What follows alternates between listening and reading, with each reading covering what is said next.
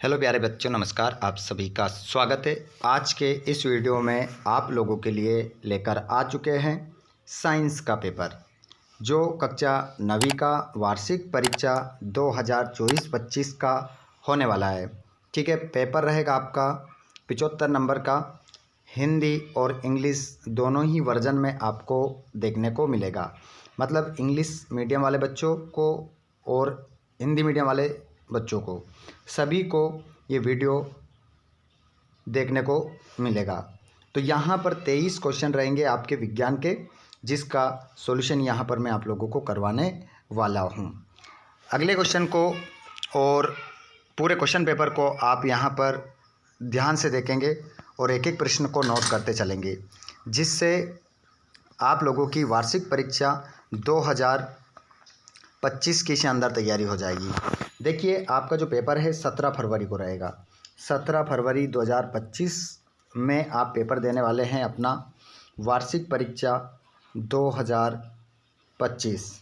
चलिए फ्रेंड्स, तो यहाँ पर सबसे पहले आप लोग क्या करेंगे, अपने हाथ में कॉपी एक पेन उठा लेंगे और सभी क्वेश्चनों को अच्छे से नोट करते चलेंगे। स्क्रीनशॉट ले लेना, या आप हमारे टेलीग्राम पर जाकर इसका PDF भी डाउनलोड कर सकते हैं। चलिए, तो यहाँ पर देखेंगे आप क्वेश्चन नंबर पहला। प्रश्न क्रमांक अगर आप पहला देखेंगे, सही विकल्प चुनकर लिखिए। निम्न में से कौन सा भौतिक परिवर्तन नहीं है? निम्न में से कौन सा भौतिक परिवर्तन नहीं है? तो देखिए, यहाँ पर लोहे में जंग लगना भौतिक परिवर्तन नहीं है। अगला क्वेश्चन है, मैग्नीशियम परमाणु का इलेक्ट्रॉनिक विन्यास है। तो मैग्नीशियम जो परमाणु है उसका इलेक्ट्रॉनिक विन्यास जो होगा वो हो जाएगा 282। 282 आपका सही उत्तर होगा।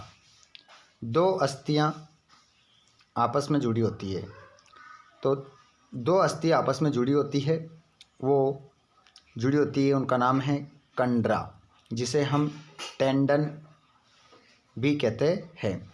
तो कंडरा से जुड़ी होती है। अगला क्वेश्चन है, वेग का मात्रक। वेग का मात्रक है, तो देखिए वेग का मात्रक जो हो जाएगा वो हो जाएगा ms1। ms1 आपका सही उत्तर हो जाएगा। अगला क्वेश्चन देखेंगे, कार्य करने की दर को कहते हैं। क्वेश्चन नंबर 5 है, कार्य करने की दर को कहते हैं, तो इसे कहते हैं ऊर्जा। ऊर्जा कहते हैं। निम्न में से रबी की फसल कौन सी है? तो इनमें हमें क्या बताना है, रबी की फसल कौन सी है? तो आंसर हो जाएगा आपका गेहूँ। गेहूँ जो है वो रबी की फसल है। इंग्लिश मीडियम वाले बच्चे भी अपना आंसर देख लेंगे। यहाँ पर ये सारे क्वेश्चन जो दिख रहे हैं वो इंग्लिश मीडियम वाले बच्चों के लिए है, हिंदी मीडियम वाले बच्चों को नहीं करना है। यही आंसर होंगे आपके सही। क्वेश्चन नंबर दूसरा प्रश्न है, बर्फ का गलनांक होता है। तो आपका आंसर हो जाएगा 273 के 273 के आपका आंसर हो जाएगा। अगला क्वेश्चन है, कोलाइडी विलियन प्रभाव दर्शाता है। तो कोलाइडी विलियन जो है वो प्रभाव दर्शाता है, उसका आंसर हो जाएगा ब्राउनी प्रभाव दर्शाता है। ठीक है, अगले क्वेश्चन को देखिए। ब्राउनी आपका आंसर हो जाएगा, लिखा है साफ साफ, अच्छे से लिख देना। परमाणु त्रिज्या को में मापा जाता है। देखिए, जो परमाणु त्रिज्या होती है ना, उसको एंगस्ट्राम आप लिखेंगे। एंगस्ट्राम आपका करेक्ट आंसर हो जाएगा। और परमाणु में उदासीन कण होता है। जो परमाणु होता है उसमें जो उदासीन कण पाया जाता है वो पाया जाता है न्यूट्रॉन। न्यूट्रॉन आपका आंसर हो जाएगा, लिखा है, अच्छे से लिख लेना। और पौधों में गैसों का आदान प्रदान के द्वारा होता है, तो इसका नाम है रंध्र। इसको हम कहते हैं स्टोमेटा भी कह सकते हैं। दोनों ही आपके सही हो जाएंगे। ध्वनि में संचरित नहीं हो सकती। देखिए, जो ध्वनि होती है उसमें क्या संचरित नहीं हो सकती? तो आंसर हो जाएगा निर्वात।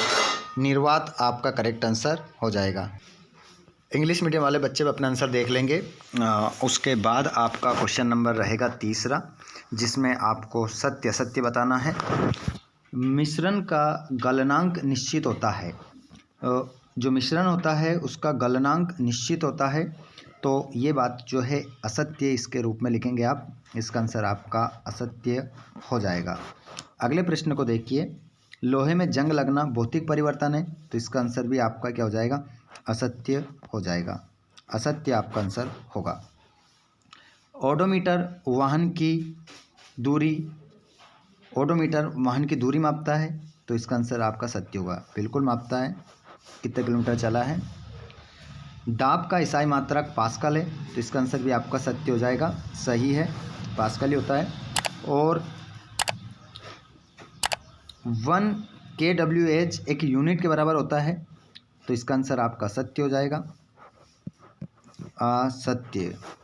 और साहिवाल गाय की विदेशी नस्ल है, तो ये भी आपका आंसर सत्य हो जाएगा। ठीक है, ये हो गया हमारा सत्य असत्य। इंग्लिश मीडियम वाले बच्चे अपने ट्रू फॉल्स देख लेंगे।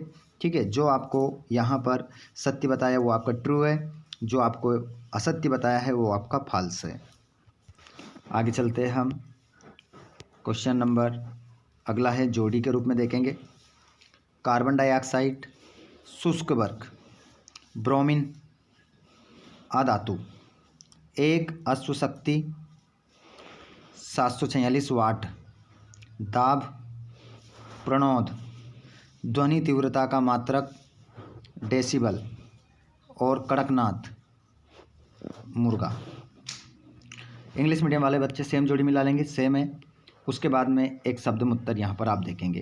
ठीक है, एक शब्दमुत्तर आप देखेंगे, जल का क्वथनांक बिंदु लिखिए, तो यहाँ पर हो जाएगा 100 डिग्री सेल्सियस।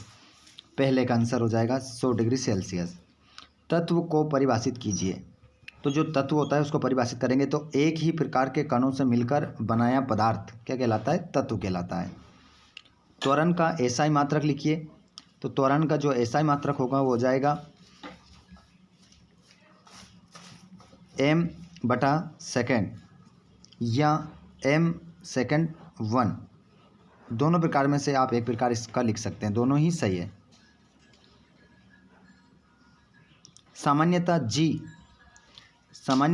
g गुरुत्वीय त्वरण का मान होता है। तो इस प्रश्न नंबर 4 का आप सभी को क्या देना है, जवाब देना है। देखता हूँ लाइव में जुड़ने वाले स्टूडेंट कितने इसका जवाब देते हैं। सभी को इसका जवाब बताना है। जितने भी क्लास में जुड़ रहे हैं, इस प्रश्न का जवाब आप सभी को देना है। कमेंट बॉक्स में सभी को लिखना है। देखते हैं कितने स्टूडेंट इसका सही उत्तर दे पाते हैं। अगले क्वेश्चन को देखिए, ऊर्जा को परिभाषित कीजिए। तो ऊर्जा को परिभाषित करेंगे तो कार्य करने की जो दर होती है वो क्या कहलाती है, ऊर्जा कहलाती है। अगला क्वेश्चन है, सामान्य मनुष्य की श्रव्यता पारस होती है।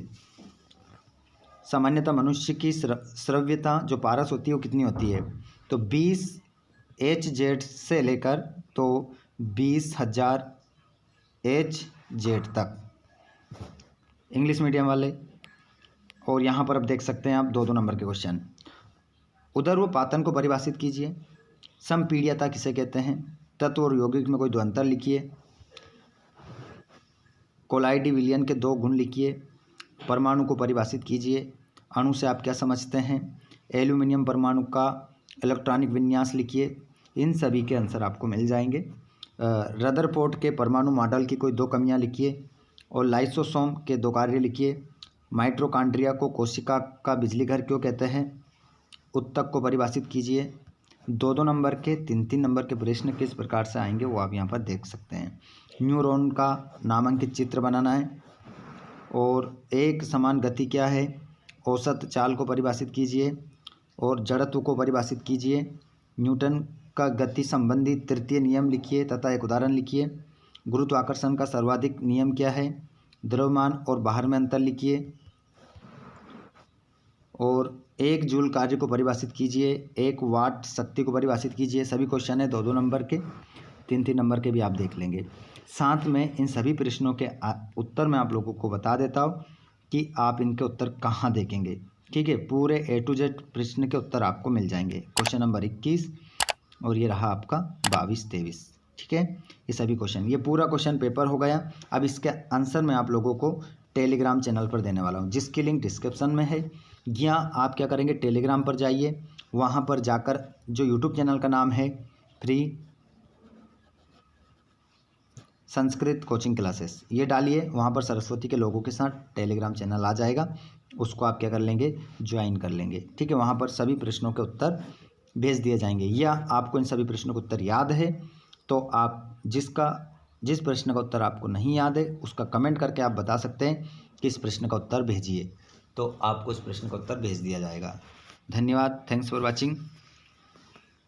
जय हिंद।